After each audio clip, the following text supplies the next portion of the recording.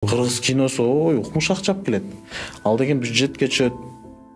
Ал жактан деген мисалы мен эми азыр так санды айта албайм, бирок мен 2011ден бери тасмада экенмин.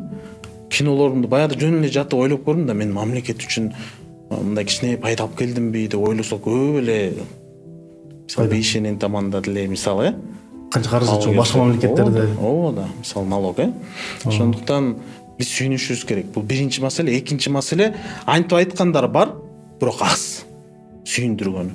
Биздин эл кинотеатрга кино көрүү маданияты ушунчалык элге сиңди, барат, көрөт, анан жанагы WhatsApp'тарда, группаларда талкуулашат. Мисалы ошо Радиктин достору бар экен, Радик айтып берип атат.